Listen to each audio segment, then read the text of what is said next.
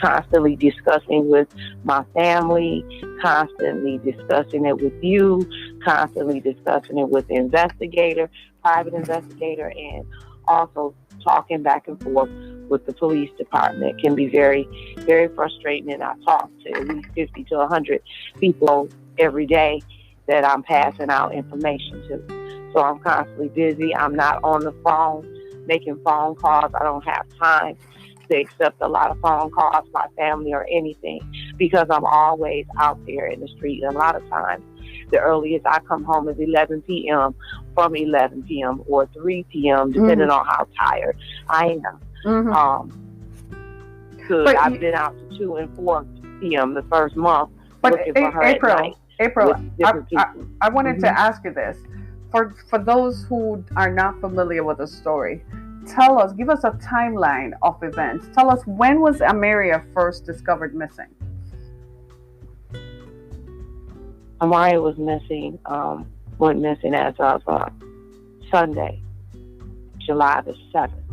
Sunday, July the 7th. Yeah, in the morning, early in the morning, 3 o'clock in the morning to maybe 8 o'clock. And how did you get her ready for church? Right, so you woke up at 8 o'clock in the morning to get her ready for church, and that's when you discovered she was not at home. Was it at that time that you called the police? Did you call the police first, or did you call family first? I called family, I called friends, and then I called the police. And then you called the police. Okay. Right. And since then, you have connected with Crime Stoppers of Michigan. You have connected with the folks at the police department. Live PD. Yeah. Okay. Live PD. Live PD. Live PD. So you have been featured on channels 2, 4, and 7. So you've been featured on local channels as well as on Live PD, talking about Amaria being missing. Okay, so my role in the Exodus Foundation, we believe that Amaria has been trafficked. And so we believe the authorities are looking at her as a trafficking victim. She's 16 years old. If you go to April's page, her page is appropriately titled Amaria Hall. And I'd like you to go to her page and look at the flyers that she has done. So tell me, in the first week when you realized your daughter was missing, tell me about the fact that you and your family members drove all around Southeast Michigan Practical looking for her. I want people to hear this, because people sometimes forget about and don't realize what happens when a child is missing. How does the family survive? Tell me about that journey when you drove around looking for her in all the creepy places, in all the truck stops and all the motels and so on. Tell us about it. I want people to hear it in your voice. When she first left, I sat down and I went to church, and then I went to a close friend, and my mind was thinking, and she listened to what I said. She fed me dinner. We watched movies, and in my mind, I got home and I got somewhat in a comfortable space and woke up, started making collages on my phone, and by the morning I knew what I wanted to do. I went straight to Office Depot and made color flyers, and I headed out to Belleville, Michigan, which is about 20 or 30 minutes from me, looking at different notes and tips that I had. I started following a trail on the map of an individual that originated from that area or lived in that area. So from there, I was passing out flyers there, Belleville, Ypsilanti, the tip of Ann Arbor, every day. At night, my one son, we had tips on the east side of Detroit and in Warren. My son, and I had one son during the day that had volunteers helping him pass out flyers in the community where someone thought they spotted her. At night. We would go out and go to these areas on the east side where the hotels and motels, with Clinton 13 and Clinton Township and Groesbeck. in Gratiot. Mm-hmm. And on the other side, on the west side, my youngest son and I would meet up at 10 or 11 at night, and we would park at a friend's complex, and we would go up and down particular streets in an area where a young man had said he spotted Amaria in a poorly fashion. And he reported a police report, and that was a good probably 5 to 6 days after she originally was gone. So from that, we would stay out there till about 2 o'clock in the morning, take a nap in the car, go home, and my other son, till about 1:30 or 2:30 a.m., he would get off and get over there usually about 3:30 or 4. And this was my oldest son. He would stay out there till about 8 o'clock in the morning. And we did this for 4 weeks straight. Wow. We might have had one day off, which was probably Sunday, that we didn't, and I still did it because I had girlfriends that would take me to go to these places and monitor the area. And then I got in touch with the private eye probably the second week, in the second week. See, the thing that I want people to understand about this is how much this is affecting you, and how the fight to find Amaria. So she's been missing since July 7th. So this coming Friday, the 7th, will be 2 months since she's been missing. Quickly, have you had any contact with her? Like, has she called home to say, hey, Mom, I'm doing okay? Or have you had any kind of contact with her? Just share the specific. You don't have to be specific. Just say, well, I thought I had. One night she called. A lot of nights I don't sleep well, and that's good 3-4 nights a week. So I'm really had just gotten to sleep maybe an hour and a half before, and I was in a deep sleep. I was completely discombobulated when my child called, and I could not understand what she was saying. Okay. By me being the patient that I am, and my CPAP, trying to get that off, I could just, I was talking, but I wasn't awake.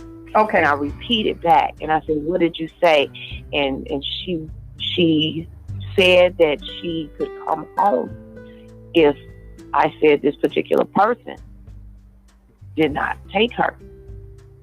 So if I understand what you're saying, is that Amaria, or someone's pretending to be Amaria, we're really not sure because you were asleep, called and suggested that she could come home if you stopped pursuing the trafficker whom you suspect, right?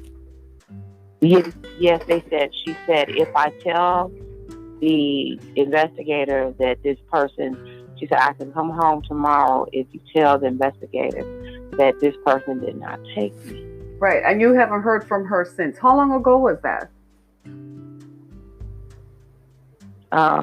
3 weeks ago. About 3 weeks ago. Since then, you have had no contact. Going on 3 weeks ago. The reason that we're talking about this is because this is important for listeners who are listening, who might have had a similar experience, or for those who are just curious about what kind of toll does this take on the family.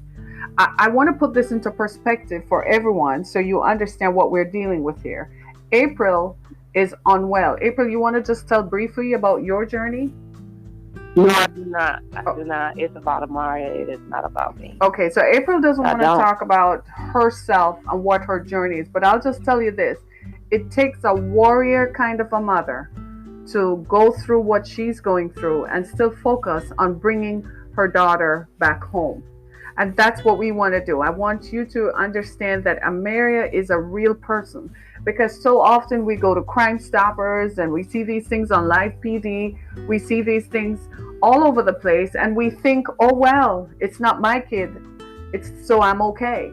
But we're not okay, because I would have been sitting back thinking it's not my kid, except that I work with kids who were missing and who were taken from their homes. And Amaria is just one of them. We don't know where she is. We think we know where she is. The authorities are looking into it. But while the authorities are investigating, whether they're the Trenton Police Department, the FBI, the state police, whoever they are, while they're looking into it, I want you to know that this family has not given up. April is hoping for her daughter's return. She's still looking. You can find April on a corner any day of the week. She's standing on a corner in the evening handing out flyers. April, I think the last time I asked you, you said you've handed out like 15,000 flyers? Yes, a lot of flyers. I get them from Crime Stoppers. We make our own copies.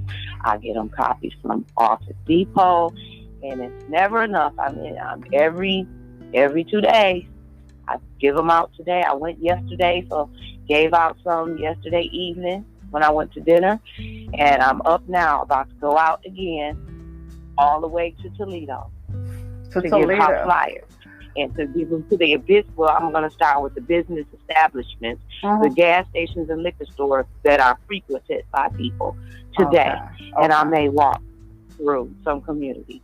Okay, so if you see April is just one of many mothers throughout the country who has lost a child and whose child is missing and who is desperate for her child to come home. So if you are watching, if you know anything about Amaria Hall or any missing child, if you know anything about Amaria Hall, I ask you to call Crime Stoppers, 1-800-SPEAK-UP, or call 911 and share the information. If you've seen Amaria anywhere, I know by now you've gone to Amaria Hall on Facebook and you can see pictures of her. There have been pictures purportedly placed on other media sites. They take photographs of these young ladies and they advertise them as being available.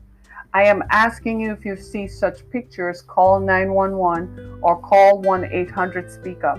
I'm also asking you to go to Amaria Hall, the Facebook page. I'd like you to go there and leave an encouraging message for the mother, for the family. These are real people. They are brothers, they're uncles, they're aunts, there are fathers, right? There's everybody. They're grandparents, they're friends and more friends, and cousins and more cousins. Everyone is involved. Recently, April had a press conference with Crime Stoppers of Southeast Michigan, in which she detailed the efforts that they're doing. So she's not just sitting back and waiting for the police. She's also out there handing out flyers. She and her family have driven all over Southeast Michigan. They've gone to Warren, a community just outside of Detroit. They've gone all over the place at night looking for her child. There are places and pockets of places that these children are hidden in. My friends, this is a serious issue. Young girls as young as 12, 13, and 14 have been seen in some of these areas. We want these children back home. We want these children taken away because they're being sold as slaves, as sex slaves to people. So we want Amaria to come back home. April, is there anything else you'd like to share with us this morning? Hello? I just need everyone to continue to pray and keep your eyes open. If someone was to actually see my child, please call 911. A person that saw my child did not call 911. They called me, and it was too late by the time they responded. So please remember her and my family in your prayers. Oh my God. April, you're breaking my heart. You're breaking my heart. Thank you so much for joining us this morning. Have a good day, okay? Thank you. So, my friends, this is what we're talking about. We're talking about missing children all over the country. 75,000 Black women have been missing since 2010, when we started first tracking this data. And they just seem to, did they just evaporate? All these missing children. And you're not putting a color to it, but it seems to me that we're not placing as much emphasis on children of color who are disappearing. All the time you see them on, remember when we used to see them on milk carton boxes? They always look like they were white. But what about the black girls who are missing and the Native American girls and the Hispanic girls who are missing? Where do they go? Do they just disappear? Does no one care about them? What about their family? And do you remember a few years ago in Washington, D.C., 2 years ago in Washington, D.C., when over 200 girls were missing in January of 2017? Do you remember that? And they made it sound like these girls were all runaways. In fact, they classified them as runaways because they didn't want to accept that right there in Washington, D.C. is a heavy sex trafficking ring. Because Washington, D.C. is a world capital, people coming from all over the world, and we all know that when the cat is away, the mice will play. So people are playing and they do all, they get themselves involved in whatever they want to get involved in at the risk of young people. Right? So this young lady is someone I know personally. I've met the parent, the family. I have talked to them. I have sat and commiserated with them. And I can begin to tell you the heaviness and the grief that you're hearing from the mother. She is fighting a battle to bring her daughter home. And I want to tell you some of the signs and symptoms to look out for when a child is missing or if a child is trafficked. We see this all the time, all over here in Southeast Michigan on the news, where this child is reported missing and this child is reported missing. When you see stories of missing children, the children are often seduced into sex trafficking and human trafficking without realizing it. You got to understand that 16-year-old young people cannot make lifetime decisions. That's why there are adults around us, right? Because if I could have made a decision that affected my life when I was 16. Think about that. If you had made a decision at 16 without guidance to affect your life, you wouldn't be who you are today. Some of us are benefiting and are reaping the rewards for the decisions we made at 16. Some people ended up in jail because at 16 they got in the wrong car. They were involved with the wrong people. Some people made the wrong decision, went into the wrong bed, got sick, got a disease. That's a lifetime. Some people were, I kid you not. These are the things that happen without. So at 60, when you see a child is missing, don't assume that, they're just seeking after what they want. Yes, some of these kids are willful because they have not been parented properly. Some of these kids have allowed other influences to take them over. That is true. But at the end of the day, that child is still what? A child. They still need what? Guidance. They still need supervision. They still need parenting. And perhaps what has happened to them is there hasn't been enough parenting. I have found in my parenting experience that I never ceased being a parent. That my 17-year-old, when she was 16, she thought she knew everything too. I had to remind her who the hell the parent is. I kid you not. I had to constantly remind her, you want to make a decision now that you wake up at 36 and you figure out how you made it, then you're going to come and blame me? Right? So we need to have these kinds of conversations with our children. So a lot of these children end up being what? They end up being targeted. Trust me, traffickers know how to get to your children. They know how to talk to them. They know what to say. They profile these children. They know they can see vulnerability from a mile off. They can see that a child is not being supervised properly. They especially target children who are, get this, who are mentally disadvantaged. I kid you not. In my experience with sex trafficking victims, I wanted to hold my belly and bawl at the inhumanity of it, the depravity of it, taking advantage of children who perhaps might have had a mental disability and using them. Jesus, help us all. And you know what the rest of us do? It's not my problem. It's not my thing. So I have brought this into you this morning because it is my problem and it is your problem. And I want you to be aware how much this affects people. I want you to see the impact that this has. You heard this woman's voice. This is a mother. She's just a mother, right? She has children. She birthed this child. She gave birth. She raised this child. This child was seduced and taken from her home. You hear the pain in her voice, the longing to bring her child back home safely, because there's no place like home. There's nowhere that Amaria is that is as good enough as the home she came from. I've been there. That mother has taken care of her child and nursed her child and worked her child and prayed over her child and provided for her child. We need to bring these girls home. We need to bring our girls back. It's not enough. It's not enough for our children to be taken, to be seduced by some variant and some deviant individual who sits back and looks. And you're all looking at me because I know some people are out there who are just looking, and you think you're going to target some folks. You want to come after some people. I'm telling you, there are some people who are not going to put up with that. I am one of them. So try me. Try me. I kid you not.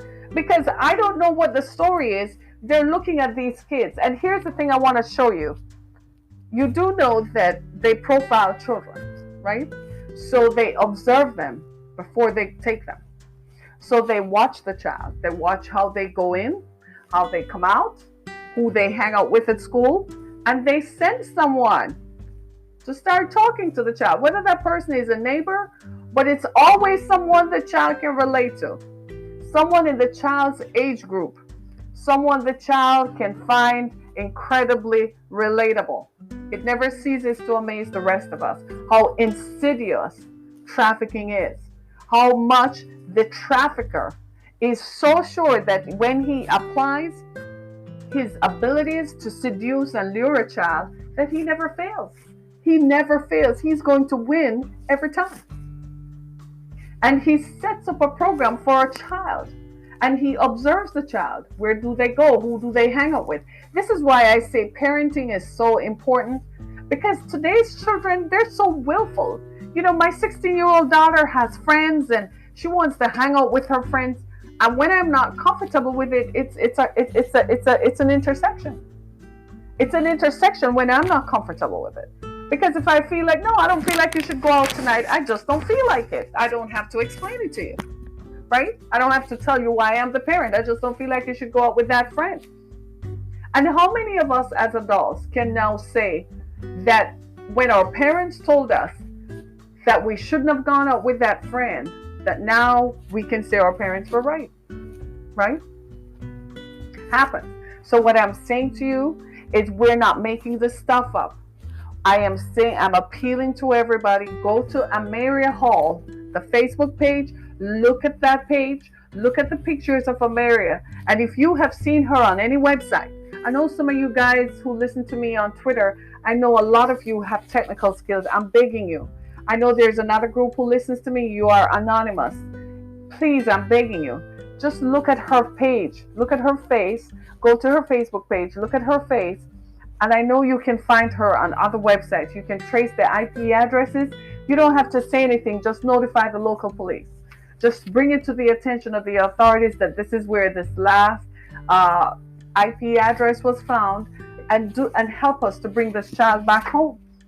Amaria comes from a good home. She has a loving family. They didn't beat her up. They didn't abuse her. She was just seduced into thinking that they could give her a lifestyle that she thought would be greater than what she has. Amaria is from a middle-class home. Her mother is a teacher. Her mother is a high school teacher. They have a lovely home. Nothing wrong. Amaria has her own computer, her own phone. She's not lacking food or clothing, or she's not lacking somewhere to live. She has a grandmother who is just as comfortable. Okay? So it's not like she came from a disadvantaged situation where she was looking for something. No, she was seduced into thinking that she was going to be a star or she was going to do something else, and that would have been better than where she's coming from. And that's not necessarily true, right? So I need you all to do me a favor. I need you to come and help us. Go to Amaria Hall, the Facebook page, and I need you to look at how we can help bring this child home. This is a topic that is close to me because I run a foundation, the Exodus Foundation. I'm going to turn so you can see it. The Exodus Foundation. You can go to my website, theexodusfoundation.com, and you see what we do for victims of human sex trafficking. This, what you're looking at, is a look of a house, right? That we set up as a shelter to house victims of trafficking. We're privately funded, so if you don't make a donation, nothing happens. We don't get funding from the government because Look at me. You're looking in my face, right? Okay, so that is self-explanatory, right? So I want you to go to our website, help us as we help victims of trafficking. The best way you can do is go to the exodusfoundation.com, as well as go to Amaria Hall, the Facebook page. I want you to leave an encouraging message for April. April is someone whom I talk to once or twice a week just to check in to see how the fight and the search for Amaria is going. It's something that we all are involved in. And I just want to say this to you. If you're asking me the question, right, how do I know that they can come after my child? My friend, they can come after anybody at any time. They profile your child, they look at them, and they figure out, well, how do I go after her? For some children, for some girls, they might think that they don't get enough love at home. So here comes the Romeo pimp, right? The Romeo pimp who comes in and he says, well, I can love you and I can give you this. So that's the Romeo pimp who becomes a gorilla once he seduces her, because the minute he takes her, he destroys her phone, so she has no contact with the outside world, right? So she can't text anybody or tell anybody anything. And then they give them heroin because heroin is immediately addictive. So heroin confuses them. They're immediately addicted to a drug. So they got to have it. So they keep shooting them up. Then they put them on a variety of opioids. Yes, that happens. They give them alcohol. They give them anything. Because literally the girls will tell you that they literally have to slip into another persona in order to perform. Because that's what it is, a performance. And they tell them, go do this, do that. And if they don't do it, they're beaten. They're physically beaten. They're beaten with guns. They're beaten with fists. They're kicked.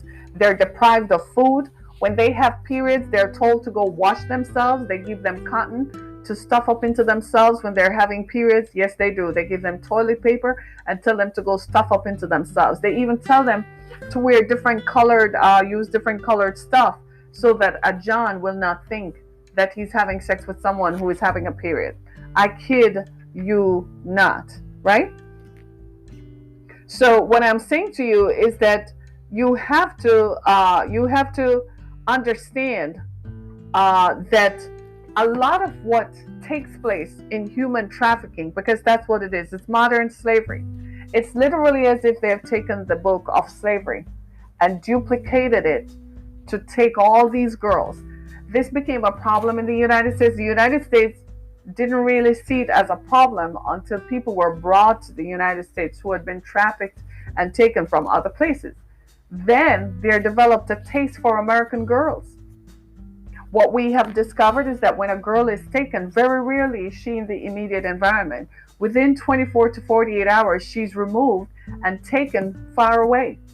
Because the trafficker knows that if she stays in her environment, chances are she's going to find a way to run away and go back home.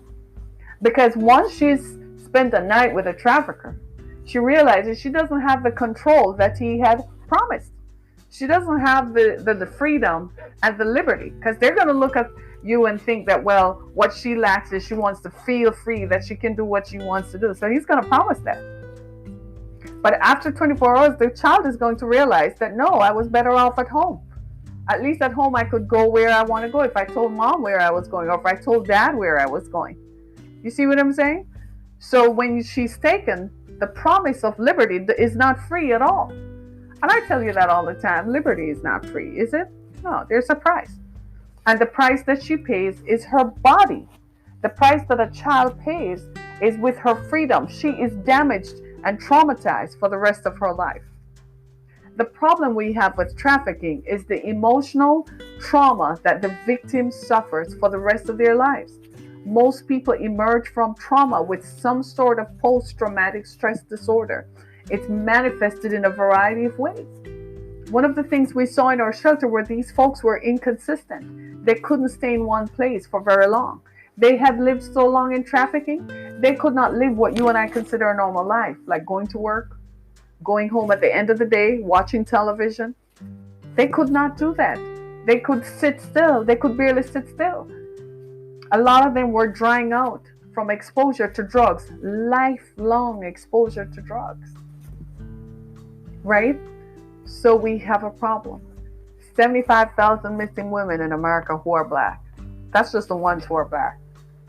Imagine the number for others, right? It just so happens that I decided to focus on the ones who are black because very few of us get to talk about it.